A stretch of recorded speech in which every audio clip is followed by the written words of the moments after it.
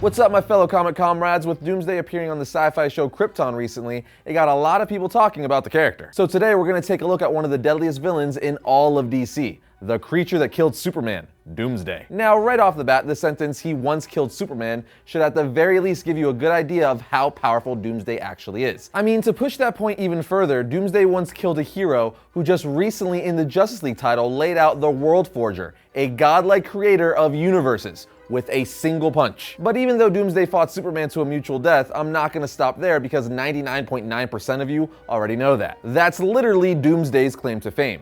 Now, obviously, since he's easily one of Superman's strongest villains, we know he has super strength, incredible durability, stamina, and so on and so forth. So let's take a look at some of the feats he's done over the years to demonstrate those abilities. Again, some of his powerful feats over the years, because I know by the end of this video, a handful of you will be like, you forgot this time or that time. I'm just pulling several from his highlight reel to paint the picture of how insanely powerful Doomsday is. Not every single example. First up, we have the time Doomsday broke Superman's arm in Superman Doomsday issue 3. And I'm gonna let you guys know right now that I'm gonna be pulling a lot of examples from this 3-issue miniseries, as Doomsday demonstrates some tremendous feats in this series. Meaning, if you want a good Doomsday story or just want to see how crazy powerful he is, read the series. Anyway, the fact that Doomsday broke Superman's arm is so crazy because, well, he broke the Man of Steel's arm. But also because Superman at the time had the advantage of being powered up by Mother Box technology and armor. Superman even says, "My arm. Didn't think anyone could break my arm." And then Doomsday makes it even worse, breaking his arm in the other direction, making it a compound fracture with a protrusion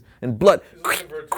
You could probably count on one hand the amount of characters that could do this to Superman. But we're just getting started. We also find out in the same exact issue via Wave Rider that Doomsday is made of solid mass. No blood, no tissue, no vital organs, which is utterly insane. He's literally the definition of a killing machine. That is his only purpose. He was even designed so you cannot hurt him. He's just a solid chunk of deadly mass. Moving along, in Superman Doomsday issue 2, Wave Rider, who by the way is a time-traveling superhero that has the ability to see possible dangerous futures, reveals to us and Superman for the first time that Doomsday cannot die. He literally tells Superman he can't die. His body regenerates itself and comes back stronger than before. He's unkillable. And this is coming from Wave Rider, whose whole shtick is seeing possible dangerous futures. I think by now you guys should be getting the point that Doomsday is OP as f***.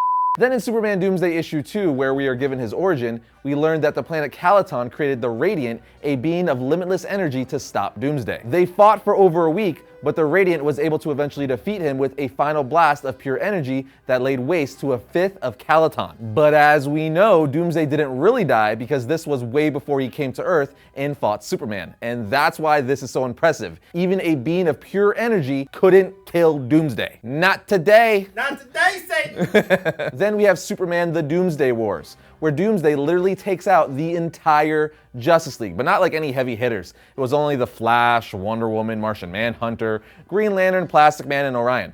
No big deal. If you can't tell, I'm being extremely sarcastic. Dude's freaking carrying Martian Manhunter on his back like he's a chump, when Martian Manhunter has been known himself to solo the entire Justice League. Doomsday also wrecked the fastest man alive with shockwaves he created, then threw Wonder Woman around like she was a ragdoll, and so on and so forth. It's just utterly insane. I don't even know what else to say about it. I also have to mention that Doomsday could adapt and evolve during a fight, like grow claws or develop immunity to certain attacks. He's legitimately a war machine. We also have the time Doomsday survived a forest equal to 1 million nuclear blasts without a scratch on him. Now, everyone knows who Darkseid is, and I think we could all agree he's easily one of the Justice League's biggest threats and probably their most known villain. Like, if you Google him, his bio will legitimately say one of the most powerful beings in existence, as well as being one of the greatest threats to the DC multiverse. For instance, you don't get nicknames like Darkbringer, the Dark Lord, Night Lord, and God of Evil if you're not extremely badass and feared. Now, the reason I say all this about Darkseid is because in Superman Doomsday issue 1, when Doomsday arrives on Apokolips,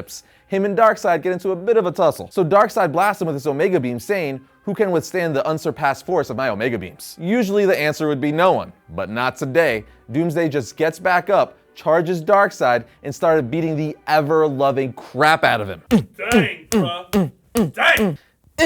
Doomsday taking folks out! This shook Darkseid, and while getting beat, he says, "No one has ever survived the Omega Beams from point-blank range. The legends are true. You are beyond death."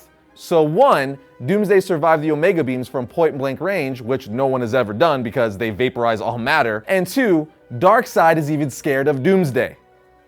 Darkseid. So much so, in fact, he later tells Superman, I expect you to deal with him. Get him off Apocalypse. Which is hilarious because who would ever expected Darkseid, of all beings in the DC universe, to be like, yo, Superman, I need you to handle your boy, because I can't. Now, there are clearly more examples I could give you of how powerful Doomsday is, but I think by now you all get the point. The 90s version of Doomsday in particular is insanely OP, especially under the pen of Dan Jurgens. Now, like I said earlier, Doomsday can't be killed, because even if you do kill him, he's just gonna come back and stronger than before. So the only real way to defeat Doomsday is by trapping him, like again in Superman Doomsday issue 3. I'm telling you, this story single-handedly has the most epic Doomsday moments ever. Anyway, at the end of the issue, Superman and Wave Rider are only able to defeat Doomsday by trapping / bringing him to the end of time. As Wave Rider says, it's the only time, the only place where life cannot possibly exist. As the universe dies and time itself comes to an end, Doomsday in his violent killing rage shall come to a merciful finale as well. But of course, this wasn't the last time we would see Doomsday, as 4 years later, we got Superman the Doomsday Wars. This time they trapped him in a constant state of teleportation. Superman says that's why he's staying here in a constant state of transport. Forever split among 4 transporter booths, never more than 25% integrated, unable to think or free himself. The point I'm trying to make here is you can't get rid of Doomsday.